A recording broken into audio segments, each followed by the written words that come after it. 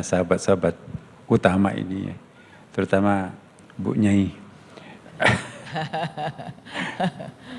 Pangling ya, jadi saya kira sudah seharusnya sejak dulu juga seperti ini ya. Amin. Belum bicara aja sudah dakwah tuh kan.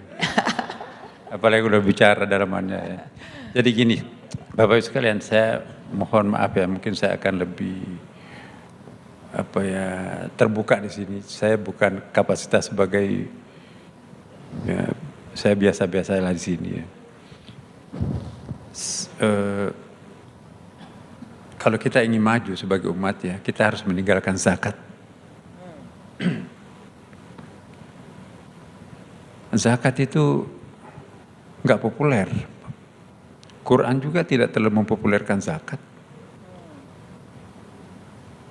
Pada masa Nabi zakat itu nggak populer. Pada masa sahabat juga nggak populer. Yang populer apa? As-sadaqah. Khudh min amwalihim sadaqah. Bukan dikatakan khudh min amwalihim az-zakah.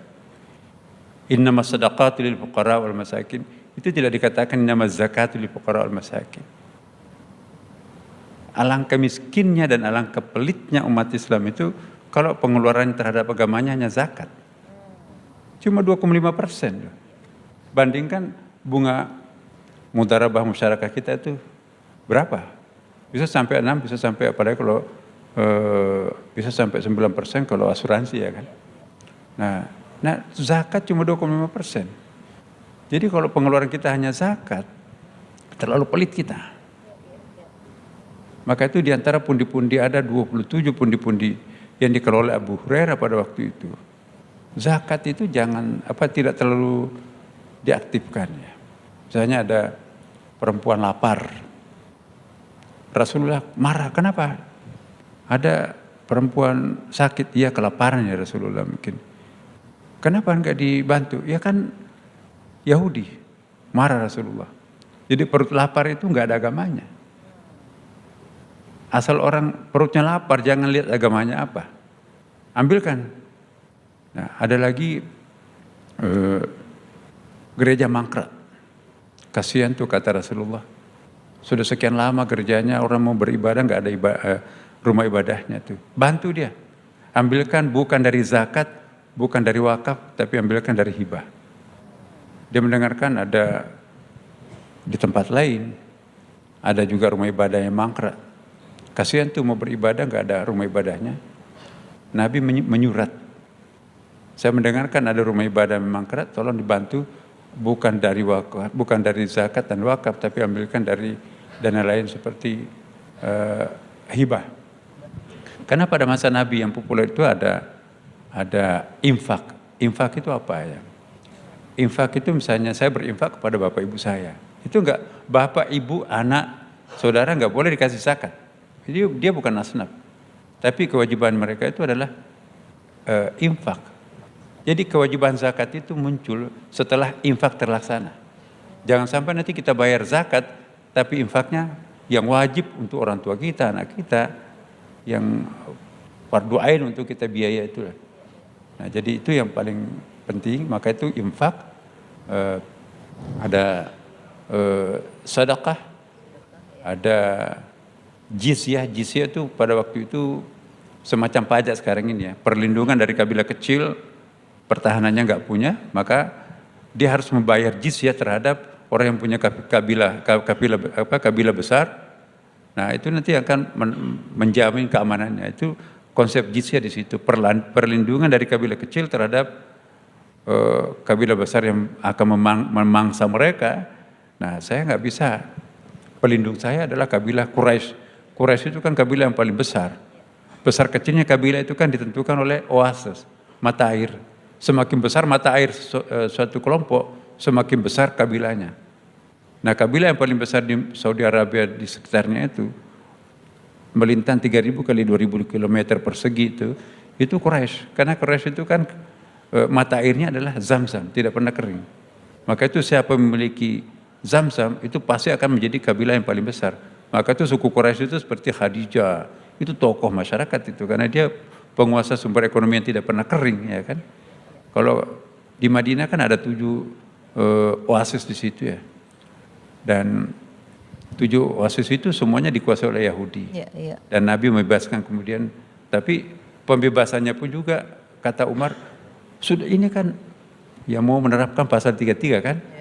Nah, Nabi waktu itu jangan. Memang itu kekayaan itu adalah milik masyarakat, tetapi itu kan ada biaya pemeliharaannya kan. Kalau oasis itu tidak dipelihara, itu mungkin habis oasisnya itu. Jangan dirampas, jangan diambil, tapi berikan ganti rugi terhadap mereka. Jadi ini caranya Nabi untuk mengeksekusi sumber-sumber kekayaan alam ya. Nah menarik Pak, biasanya masyarakat ini kalau menjadi bukan kewajiban, seringkali itu yang abai. Kalau kewajiban kan 2,5% wajib gitu ya. Tapi kalau yang sedekah kan tidak, maksudnya bukan wajib dalam jumlah tertentu gitu Pak. Itu yang biasanya cenderung lebih sedikit gitu. Nah tapi paling tidak saya mau menanyakan dulu terkait dengan saat ini yang dananya cukup besar tadi Pak. Kan sebagai orang yang melakukan zakat Pak ya, itu sejauh mana sih memang secara pemberian kepada masyarakatnya atau pertanggungjawabannya itu seperti apa Pak ya?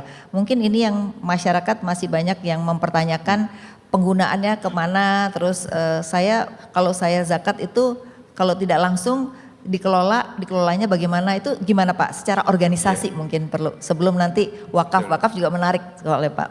Saya sebetulnya mau ke situ, tapi ini ada yang ingin saya jelaskan dulu ya. Bahwa selain zakat ada infak, ada sedekah, ada jariyah, ada hibah, ada wasiyah, ada luqatah. Luqatah itu dalam konsep luqatah dalam Islam, Umar bin Khattab itu tanah yang tidak ditanami oleh penduduk selama 5 tahun berturut-turut itu jatuh kepada Baitul Mal. Nah, kita bisa hukum land reform ini bisa ditiru fikih Umar tuh. Di samping itu juga ada mudharabah, musyarakah, wadiah dan seterusnya kan. Ada 27 pundi-pundi itu ya. Tapi yang paling efektif itu adalah wakaf. Maka itu ketika Abu Bakar memerangi pembayar zakat, itu sebetulnya itu perlu kita pahami itu. Seringkali kita salah memahami sejarah ya. Umar memerangi, bukan memerangi pembayar zakat tidak membayar zakat. Dulu pada masa Rasulullah, zakat itu langsung diserahkan ke Baitul Mal. Tapi ketika Rasulullah wafat, orang-orang kaya itu memberikan zakat langsung ke fakir miskin. Akhirnya kas negara kosong. Jadi Abu Bakar mau belanja, ternyata pundi-pundi lainnya juga kosong. Maka itu diperangilah mereka itu, siapa yang tidak memberikan, mengeluarkan zakatnya, pengeluaran-pengeluarannya umatnya itu ke Baitul Mal, itu yang diperangi.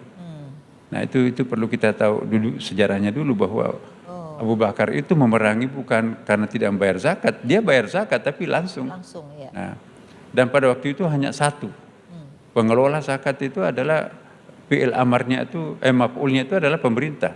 Khud itu kan fi'il amar, ambillah. Yang punya otoritas untuk mengambil itu adalah otoritasnya pemerintah. Nah sekarang ini kan terlalu banyak orang penerima zakat ya kan. Harusnya kalau kita mau lebih berdaya lagi, zakat itu disentralkan kepada pemerintah. Seperti pada masa Nabi, pada masa Abu Bakar kan kembali pada waktu itu. Jadi pertanggungjawabannya lebih jelas ya Pak? Lebih jelas. Kan lebih banyak kelompok-kelompok begitu ya?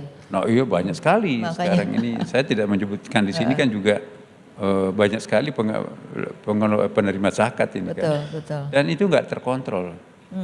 Nah Undang-Undang Basnas itu juga punya kelemahan yang fatal ya, tidak punya dewan pengawas ya, tidak punya komisaris lah. Kalau ada pengawasnya kan ada yang mengawasi. Enggak, jadi otoritasnya kepada ketua Basnas itu sangat sentral. Nah jadi kepada siapa yang mau dikasih itu terserah dia. Nah akhirnya apa? Banyak sekali syubhatnya di Basnas itu. Kenapa nggak ada yang ngatur? Ya, jangan-jangan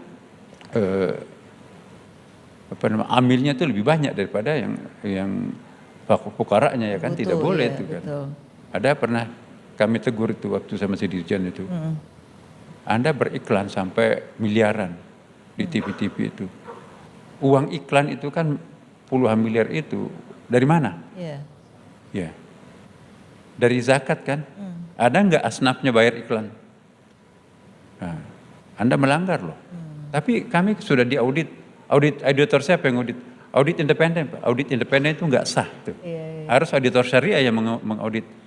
Berapa porsinya untuk amil, berapa porsinya fakir miskin. Apa perbedaan fuqara dan masakin.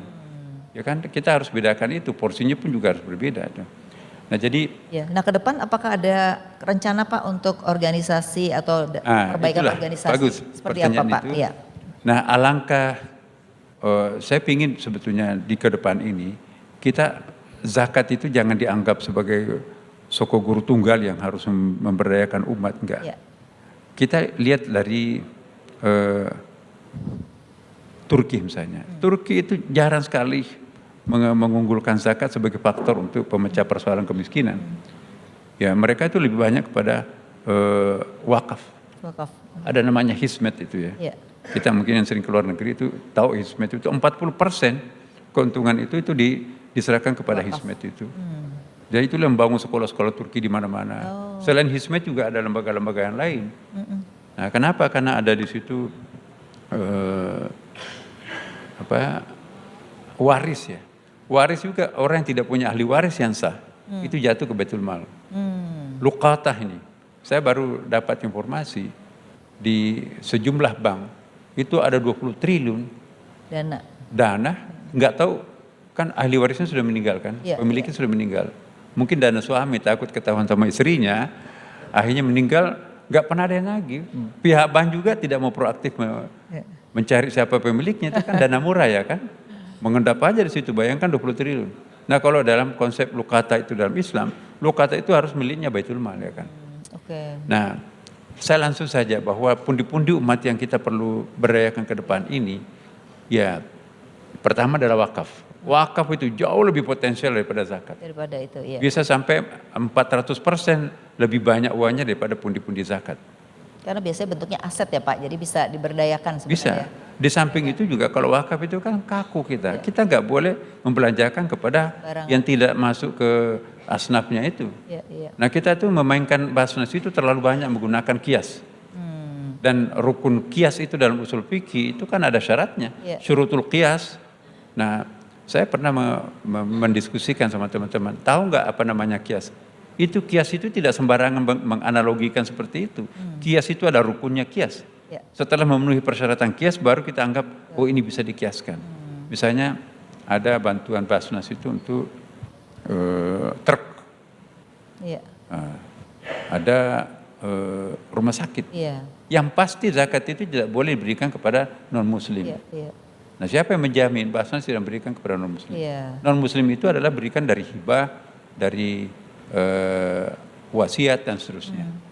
Nah kalau kita lihat di Indonesia, saya pernah mengkalkulasi, kami rapat 4 kali dengan BPS. Pak, Ibu ya, tolong carikan angka berapa orang yang berumur 85 tahun yang berKTP Islam. Ya, 85 tahun itu kira-kira di atas 50% lah. Taruhlah 60% pasti nggak bisa berpuasa itu. Nah itu kan harus fidyah, fidyatun ta'amu miskin. Nah jumlahnya itu kalau kita kumpulkan fidyah itu bisa sampai 2,5 triliun. Luar biasa ya Pak. Sebenarnya besar sekali ya dana umat itu ya Pak. Iya belum lagi yang sakit ya kan.